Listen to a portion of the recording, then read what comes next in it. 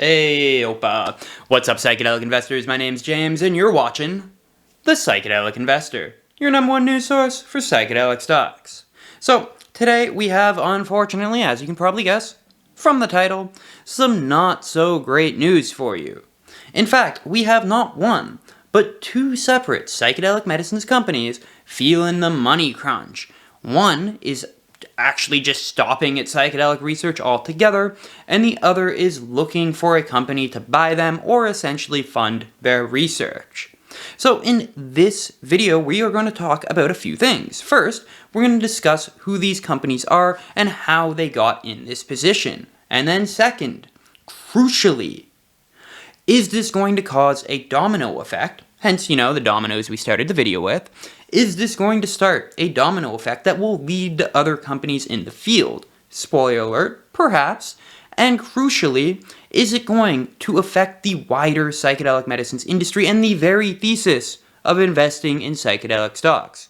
Spoiler alert, no, it will not. So we are going to get into all of this and more, but first, please indulge me for 1 minute of shameless self-promotion, because did y'all know that we have a newsletter that you can sign up for? It's called the Psychedelic Stock Tips newsletter, of course presented by Psychedelic Spotlight. Now, I know what y'all are probably thinking right now, like, why would I need a newsletter? I watch and like every single one of your videos already, James, and I thank you for that, and I know that you're already subscribed also. However, we only have time to do like one video a week on this channel, and while if I do say so myself, think these videos are pretty great, pretty informational, there's only so much I can put into one video per week. And if you are investing in the psychedelic medicines landscape, realistically, you need more information than that. That is why once a week we put out this newsletter that's curated by yours truly, that has all the information that we can find throughout the week. It has all the articles that I write for psychedelicspotlight.com. That's right, did you know I write articles for psychedelicspotlight.com? I do like 3 a week. If you didn't know that, what are you doing with your life? Come on, bro. So yeah, you can find the articles that I write for psychedelicspotlight.com. You can find all the videos that I do on both this channel and Psychedelic Spotlight's channel. You can find any news created by other creators in the psychedelic medicines landscape, and so much more. So make sure you don't miss out on it. The link will be in the pinned comment of this video. Alright guys, just one last quick note, shameless self-promotion over. One last quick note before we hop into the meat and bones of this video. On Monday, I don't even know what the date is. This upcoming Monday, MindMed will be releasing their conference call, or they'll be holding their conference call at 8:30 a.m. Eastern Time. I'm still waiting to see whether or not I'll be allowed to live stream that. If I am, we will live stream it, and then I'll probably give a little bit of my thoughts afterwards, so you should definitely check that out. And don't worry, you don't have to be up at 8:30 a.m. I don't want to be up at 8:30 a.m. You can just watch that later if you so choose. Hopefully we're going to get lots of great information on their different clinical trials. They have so many of them, and we haven't really had too many updates on any of them recently.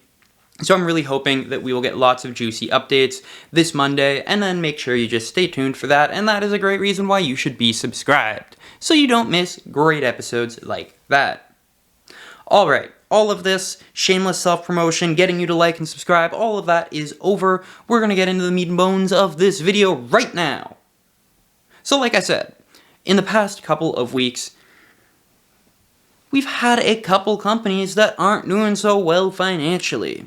A couple weeks ago, we found out that MindMed, which is ticker symbol MCUR on the CSE and MCURF on the OTC markets, we found out that they are essentially stopping their psychedelic medicines business. And I know it's sad, shed a tear.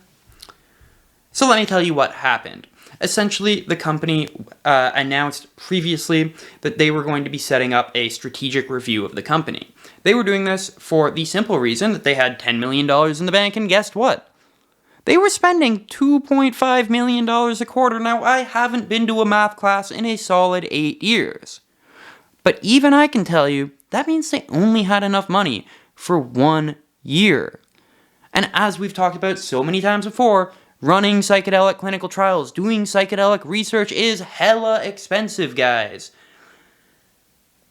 So they wanted to see what they could do about this. Is there any way they could maybe spend less money, raise some money, and when the results of their strategic review came back, they found that it did not yield any alternatives.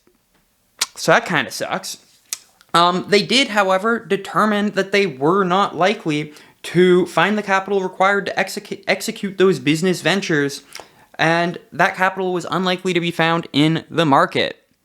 So essentially they said, we're going to run out of money. We should stop spending money on this now before we run out of money and save that $10 million. So here's what they did. They went ahead and they ousted basically like a lot of their staff, including their CEO, Kelsey Ramsden, who, by the way, is a wonderful human being. I met her down in Florida a while ago, so she's absolutely fantastic. But yeah, she is out of the company, and they have decided that they are shuttering their current business strategy revolving around psychedelic medicines. So MindCure Health, in its current form, no longer dealing with psychedelic medicines. I don't know what the company's going to do going forward. Maybe, I don't know, make mushroom stickers or something. Literally don't know. But they are out of the psychedelic medicines game. That is the first domino to fall. See, guys? See how much better my content is getting? I have props now. Who else has props? Get out of here. Anyhow, this is sad, but it is not unexpected. If you've been watching this channel for a while, you know running clinical trials is expensive. Researching psychedelic medicines, expensive. To get something from the research stage through animal trials to phase 1, to phase 2A, to 2B, to phase 3 can cost tens of millions of dollars, if not hundreds of millions of dollars. And if you don't have that kind of money, might not go well for you, unfortunately. So, we've been saying since the beginning that it was very likely that a lot of these companies, I think the term I've actually used in the past where they were aspirational companies, they said they were going to do all sorts of amazing things in the psychedelic medicines landscape, but they had like $2.56 to their name. We've been saying since the beginning that they probably were not going to be long-term players. I haven't really mentioned many names because I don't like bad-talking companies. I just like talking about the companies I like as opposed to talking about the companies I think will fail. But yeah, it wasn't unexpected, and yeah, it was just a ridiculously expensive industry they were attempting to get in. They didn't have the money required to fund this. Now, a lot of companies that do, they just kind of got lucky. They got caught in this psychedelic stock run-up, this kind of hype phase that happened a couple years ago that MindMed, Compass Pathways, High Life Sciences, when they were all going public, as well as companies like Cybin and Field Trip Health. All the stocks went through the roof. We said at the time, hey guys, y'all should probably raise some capital now because the stocks won't be this high forever. They did raise the capital. They now have their financial future secured for a couple years. And the companies that either didn't raise capital at that time or just weren't on the public markets at that time, they missed out on it. And perhaps it's unfair, but it is what it is. So when this happened, my colleague at psychedelicspotlight.com, he wrote an article on this. He asked me for a quote, and I said that this is probably going to cause a domino effect, that we should not be surprised if MindCure essentially dropping out of the psychedelics game causes a domino effect, and I did expect myself to be right. I try not to make predictions, but whenever I say it's not a prediction, it's kind of a prediction. Anyhow, I said that it was likely that this would cause a domino effect, and lo and behold, 1 week later, we get some more bad news. Unfortunately, this time it is coming from Core One Labs. Now, for those of you who don't know, Core One Labs, their ticker symbol on the CSE is COOL, C-O-O-L, C-O-O-L. And on the OTC, they're CLABF, C-L-A-B-F. Now, despite everything else, at least they have a cool ticker symbol. Guys, I'm so funny. I'm quitting and becoming a comedian, and you can't stop me.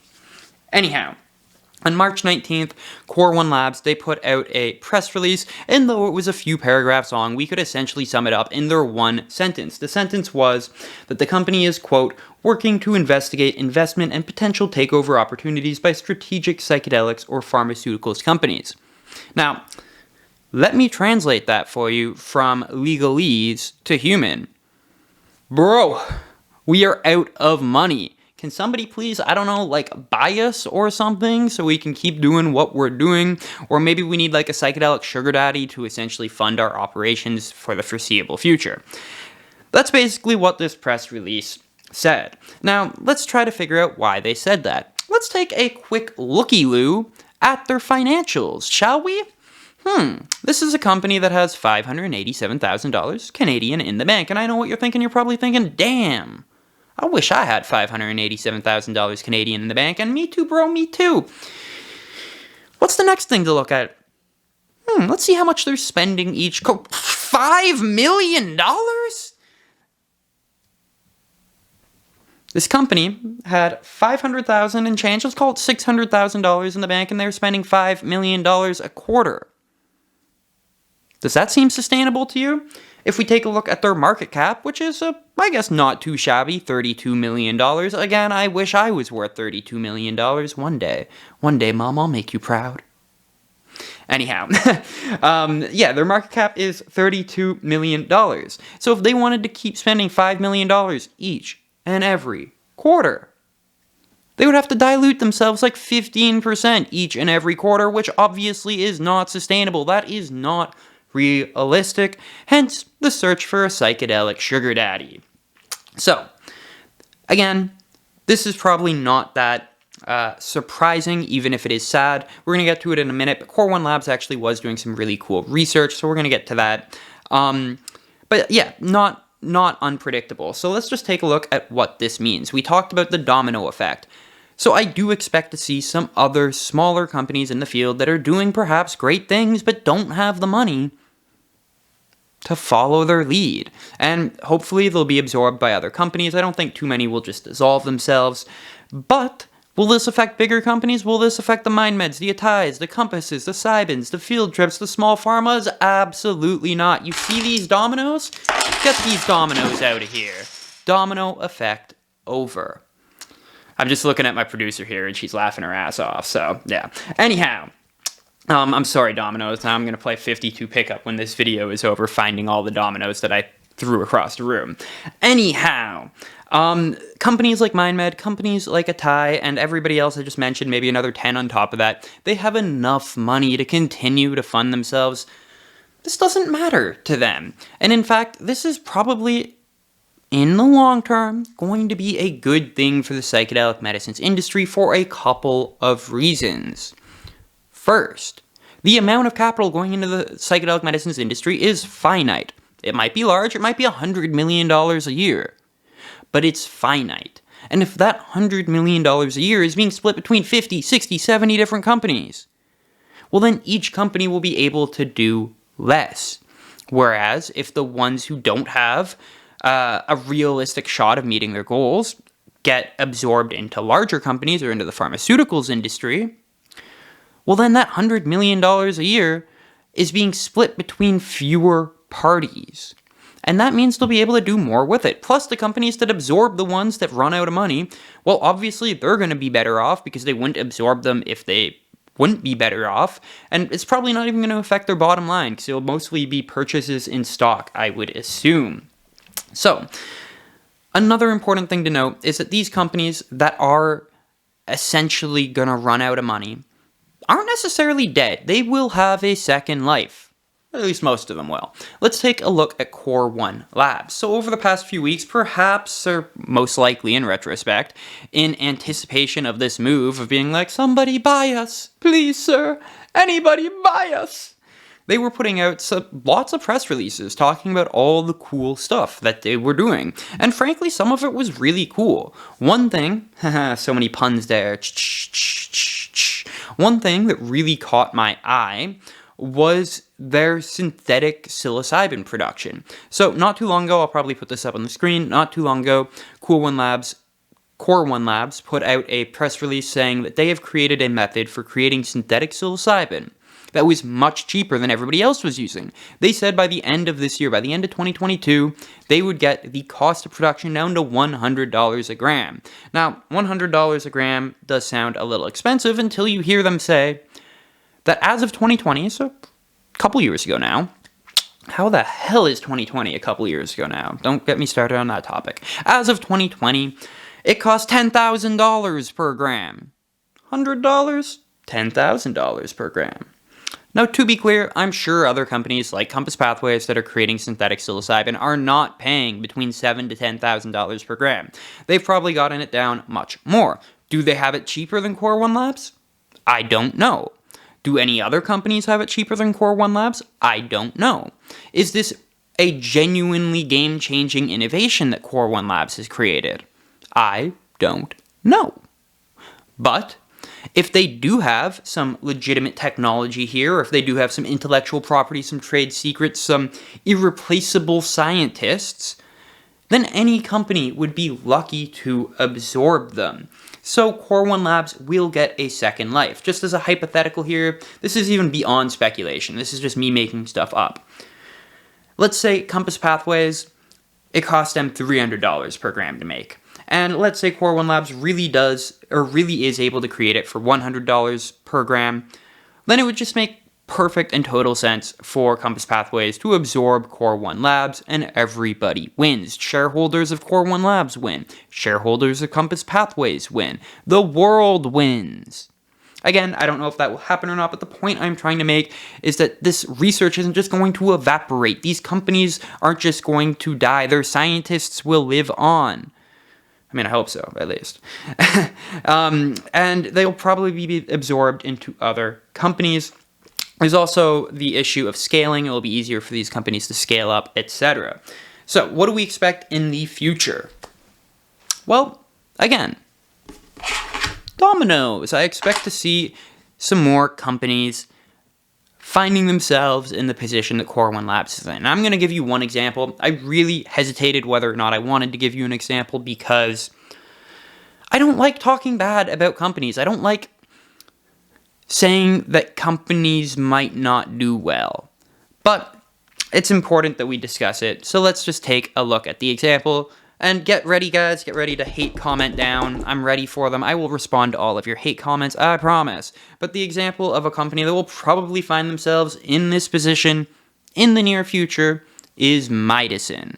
Now, Midicin, ticker symbol MICO on the NEO exchange in Canada, and MICOF in the United States on the OTC exchange. Now, I just want to be absolutely clear. I like Midicin. They are doing absolutely fantastic work. Midicin is one of the leading researching companies in this field. Specifically, their research in attempting to treat cigarette addiction, nicotine addiction, with the Johns Hopkins University and my favorite psychedelic researcher, Matthew Johnson. That work is absolutely essential. It is fantastic. They're doing great work. But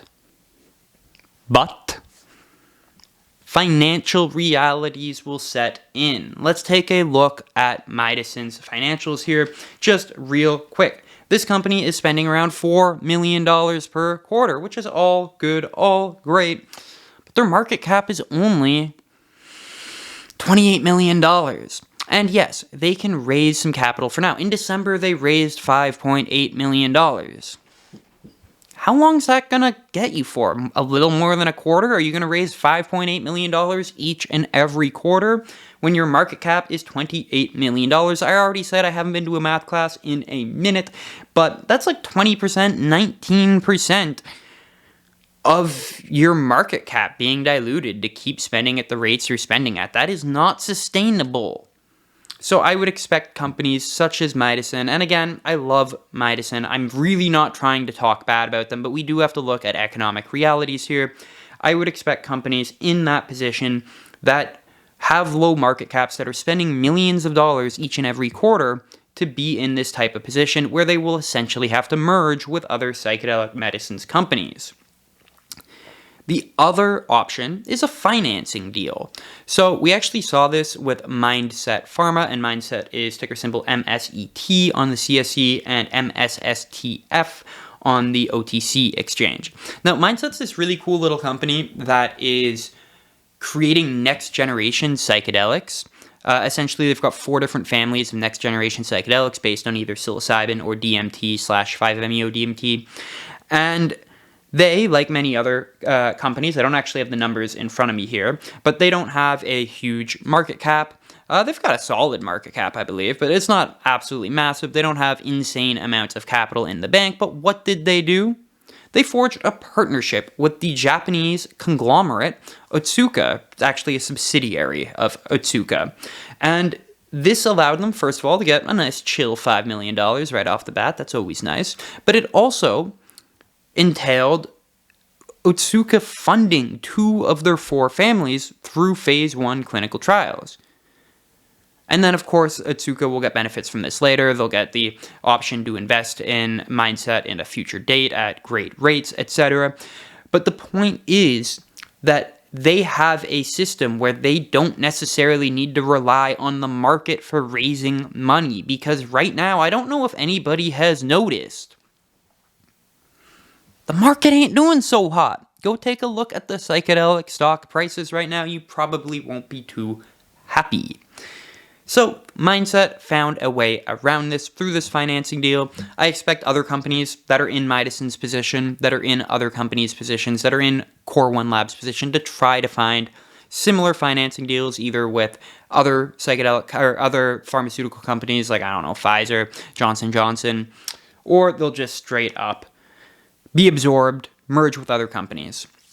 Now, the last thing I want to discuss here is that the thesis for investing in psychedelic medicines has not changed, and in fact, this was baked into the cake. Go watch our previous videos. We say that smaller companies are likely not going to do well. It's unfortunate. It is what it is, unfortunately. But with the consolidation that we're going to see, and again, expect this to happen again and again this year. Expect to see mergers, expect to see acquisitions, expect to see smaller companies that were just aspirational throwing their hands in the air and saying, we can't do this anymore, it's too expensive. But that doesn't mean that psychedelic medicines aren't going to be a really big thing in the next 3, 5, 7 years. That doesn't mean that an intelligent investment into psychedelic medicines companies won't still pay off to a great extent. How much? I don't know. I don't have a crystal ball. But in the future, it's going to seem obvious in retrospect that psychedelic medicines companies were good bets when they're treating the millions of people with PTSD that currently don't have a treatment, that when they're treating the millions of people with depression who aren't helped by SSRIs, when they're treating the people with anxiety, OCD, ADHD, even there's some chances that it can treat stuff like strokes for, I don't want to swear, I can't think of something to say that's not a swear word, so I'm not going to say anything at all. But the thesis hasn't changed is what I'm trying to get home to you. Last thing, guys, go click on that link in the description and in the pinned comment. Sign up for that newsletter. You won't regret it, and I will see you this Friday when I send you the newsletter. All right, guys. Peace. James from the Psychedelic Investor. I love you all. I'll see you next time.